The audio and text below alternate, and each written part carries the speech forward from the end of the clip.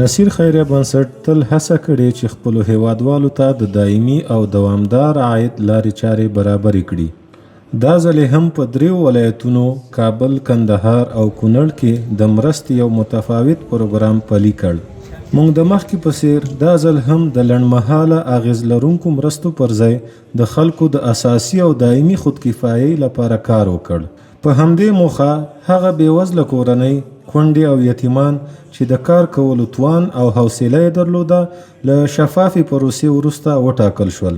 د دغې لړۍ په امتداد کې موږ په یادو 3 ولایتونو کې هر ولایت کې 11 عرادې زرنجونه او 11 د هګیو څخه د چرګانو د تولید ماشینونه مستحقو کسانو ته وویشل. ډېره مننه د اعتماد وکړو سره ستاسو دومره هغه کوي او کومکونه کوي. دا تاسو ډېره غټه مهرباني او خدای تعالی دې تاسو سره ښه وکړي. زموږ یوازینی مقصد دا دی چې هیوادوال مو پر خپلو پښو ودرېږي، په خپلو مټو اتکا وکړي او د خپلو کورنیو لپاره په عزت سره حلاله روزي پیدا کړي.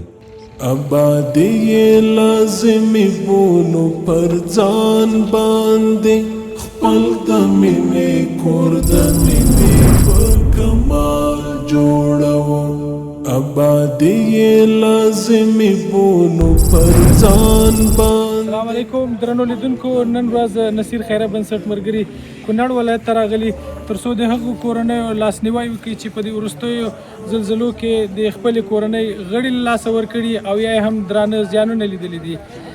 دغه مرستندویه پروګرام کې 11 دانې زرنج، 11 دانې د چرګوړو تولیدي ماشینونه او همدارنګه 32 کورنیو ته به انشاءالله نغدي مرسته ورکول کیږي.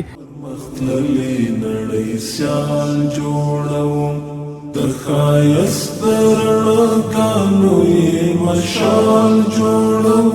خپل هېواد د مختللی نړۍ سیال جوړو، د بارودو لالوګیو یې. السلام علیکم درنو لیدونکو، د نصیر خیریه بنسټ د خپلو بېوزله هیوادوالو سره د اقتصادي پروژو په لړ کې نن ورځ کندهار ولایت ته راغلي یو.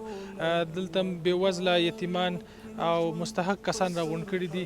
11 زرنجونه ورته تقسیم کړل. انشاءالله دغه زرنجونه به د دوی د اقتصاد د پیاوړتیا په برخه کې ډیر ورته مناسب وي او انشاءالله موږ یو بله مرسته هم د دې بېوزله کورنیو دپاره لرو چې هغه د چرګوړو تولیدي ماشینونه دي چې یو ګړی بعد به انشاءالله هغه هم ورسره توضیح کړو. مثال جوړو، وچو دښتو ته د شنو فصلونو مشال جوړو، د ښایست رڼاګانو یې مشال جوړو. د نصیر خیریه بنسټ له لوري د هیواد د بېوزله او یتیمانو کورنیو سره د اقتصادي پروژو په لړ کې نن ورځ کابل ولایت موسهي ولسوالۍ ته راغلي یو او دلته مو 11 یتیمانو ته زرنجونه راوړي. انشاءالله دوی دپاره مو د چرګوړو تولیدي ماشینونه هم په نظر کې دي، هغه به هم راوړو چې تاسو سره به ویډیو شریکه کړو. نو الله تعالی دې هغه ټولو مرسته کوونکو سره ډېر ښه وکړي چې د دغو یتیمانو لاسنیوی کړی. خاوره نور په عدل اعتدال جوړو، د ښکلا او رنګینیو یې مثال